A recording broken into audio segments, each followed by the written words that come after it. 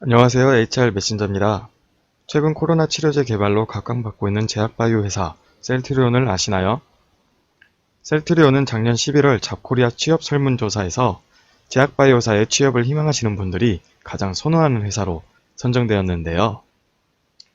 이번 영상은 셀트리온의 탄생 과정과 경영 전략 몇 가지에 대해 소개하고자 합니다. 그럼 시작하겠습니다. 셀트리온의 창업주인 서정진 회장은 대우자동차 임원으로 근무하는 샐러리맨이었는데요. 당시 IMF로 인해 대우그룹이 무너지게 되면서 실업자가 되어버립니다. 이 사건을 계기로 생계 유지를 위해 창업을 결심하게 되면서 셀트리온의 전신인 넥솔을 설립합니다. 넥솔은 다음 해결책이라는 뜻을 가지고 있는데요. 이러한 회사명은 새로운 시작을 위한 서 회장의 간절함이 담겼지 않았나 싶습니다. 당시 무방비 상태로 창업을 하였기 때문에 넥솔의 사업 방향성은 정해지지 않았는데요. 그렇게 당근을 수입하여 판매하고 상조 사업을 고려하는 등 여러 사업에 도전하지만 실패합니다. 하지만 그는 실패에 굴하지 않고 지속적으로 사업을 구상하는데요. 검토한 사업들 중 생명공학 사업이 유독 눈에 띄게 됩니다. 세계 인구가 점차 고령화됨에 따른 각종 질환 증가와 선진국 이외의 국가의 빠른 경제 성장 등의 요인이 생명공학 분야에 대한 기대감을 높게 평가했기 때문이라고 생각합니다. 그는 사업을 현실화시키기 위해 생명과학 분야의 전문가를 수소문하였고 지인으로부터 건국대 조명환 교수를 소개받게 되는데요. 대우자동차에서 최연소 임원까지 올라간 그의 능력 덕분인지 그의 사업계획 프레젠테이션은 조명환 교수를 사로잡게 됩니다. 이후 서정진은 2001년 넥솔 바이오텍을 필두로 넥솔넷, 넥솔텔레콤을 설립하면서 본격적으로 사업에 뛰어드는데요. 얼마 후 조명환 교수에게 노벨의학상을 수상한 블럼버그 교수와 스탠퍼드 연구소장인 토머스 메리건을 만나볼 것을 권유받습니다. 하지만 이 과정은 순탄치만은 않았는데요. 그들에게 메일을 보내 연락을 했지만 답장이 없었고 서정진은 무작정 샌프란시스코에 날아가 그들의 자택과 연구실 근처에서 서성였다고 합니다. 생계유지를 위해 접시를 닦는 등 아르바이트도 함께 병행했는데요. 운이 좋게도 소문을 통해 메리건 교수를 만나게 되고 당시 에이즈 백신을 개발 중이던 백스젠이라는 회사를 소개받게 됩니다. 백스젠은 임상을 위해 백신을 위탁 생산할 업체를 찾고 있었는데요. 서정진은 이때다 싶어 한국에 돌아와 사업 제안서를 작성합니다. 당시 백스젠에게 필요한 것은 최소 2천억 원 이상의 자본과 공장을 지을 땅이 필요했는데요. 사업계획서를 들고 뛰어다닌 결과 공기업과 개인 투자자들에게 자금을 마련하였고 인천시 바이오벤처 지원 정책에 따라 10년간 무상으로 사용할 수 있는 땅을 얻었습니다. 공장 유치에 필요한 조건은 모두 충족하였고 타업체와 수주 경쟁 끝에 백스젠으로부터 선택받게 됩니다. 이후 합작회사인 셀트리온이 탄생하게 되고 인천 송도에 5만 리터 생산 규모의 공장을 짓기 시작합니다. 하지만 완공을 1년 앞둔 2004년 백스젠의 에이즈 백신 임상 3상 시험이 실패했다는 발표가 나오면서 셀트리온은 부도 위기에 처하게 됩니다. 그럼에도 서 회장은 사채까지 써가며 공장 완공에 집중하였고 포기하지 않고 글로벌 제약사의 문을 두드렸습니다. 그 결과 다국적 제약사인 BMS와의 위탁 생산 계약을 시작으로 해외 기업들과 신약 공동개발 계약을 체결하게 됩니다. 어렵게 만든 공장이 아시아 최초로 FDA 승인을 받으면서 CMO 사업이 정점을 찍게 되는데요. 셀트리온은 여기에서 그치지 않고 바이오시밀러 개발에 투자합니다. 바이오시밀러란 특허가 만료된 바이오 의약품을 복제한 약품인데요.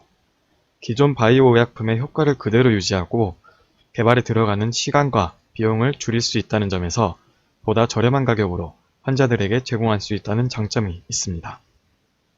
제조 과정과 허가 절차가 일반 제네릭 약품보다 어렵기에 개발이 쉽지 않은데요. 셀트리온은 지속적인 연구개발 노력 끝에 램시마를 시작으로 투룩시마, 호주마를 연달아 성공시켜 급성장하였으며 지금의 셀트리온이 탄생하게 됩니다. 그러면 그들은 어떠한 차별점으로 이렇게 큰 성과를 낼 수 있었을까요? 첫 번째로 셀트리온의 인재상은 다른 기업들의 생각과 다릅니다.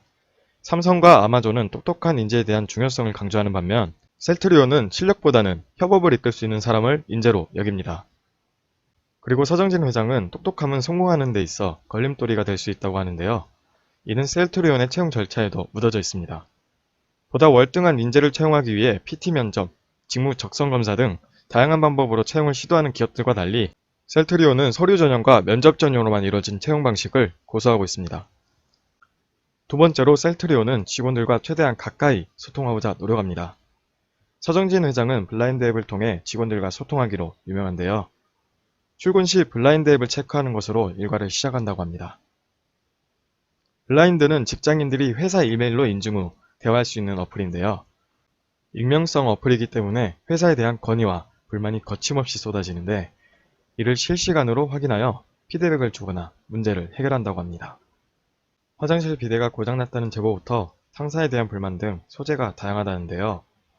최근 CEO들이 직원들과 직접 대면하는 방식으로 소통하고 있지만 현실적으로 직원들이 자유롭게 의사를 전달하기가 굉장히 어려운데요. 이처럼 익명 SNS를 이용한 소통 방식은 직원들에 대한 배려가 아닐까요? 세 번째로 셀트리온은 보상을 통해 직원들의 사기를 올려줍니다. 그중 특별한 것은 스톡옵션을 적극적으로 운영하는 것이라고 생각합니다. 스톡옵션이란 기업이 임직원에게 일정 수량의 주식을 일정한 가격으로 매수할 수 있는 권리를 부여하는 제도인데요. 해당 회사가 향후 높은 가치를 얻게 될 때를 가정할 때 주식을 통해 금전적 보상을 받을 수 있다는 점에서 직원들의 근로 의욕을 위해 여러 기업들이 활용하고 있는데요.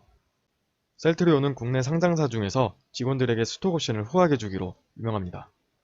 이러한 스톡옵션 행사로 2018년 셀트리온 헬스케어의 김땡땡 차장이 8만 4천여 주를 행사하여 70억 원 이상의 차익 실현을 하였으며 비임원급에서 스톡옵션 수혜를 받은 직원들이 타 회사에 비해 월등히 많습니다. 매해 주주총회 때마다 스톡옵션 규모가 과도하다는 주주들의 반대 의견이 있음에도 불구하고 셀트리온은 직원 사기 진작을 통한 부가가치가 훨씬 크다는 것을 강조하며 여전히 직원들의 보상수단으로 활용하고 있습니다. 마지막으로 셀트리온은 신속한 업무 처리를 지향합니다. 이번 코로나 사태에 따라 전 세계 제약바이오 회사들이 진단키트와 치료제, 백신 개발에 집중하였던 것처럼 이런 팬데믹 시대에 시장을 선점하기 위해서는 누가 가장 빠르게 특허를 내는지도 굉장히 중요한데요. 셀트리온은 연구 결과가 나온 지 30분 만에 특허 신청이 가능하다고 합니다.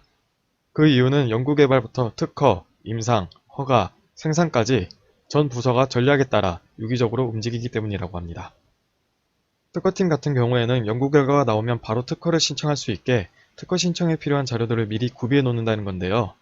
좋은 결과가 나오지 않으면 준비해 놓은 자료가 무산될 수 있겠지만 이와 같이 일하는 방식이 지금의 셀트리온을 만들지 않았나 싶습니다.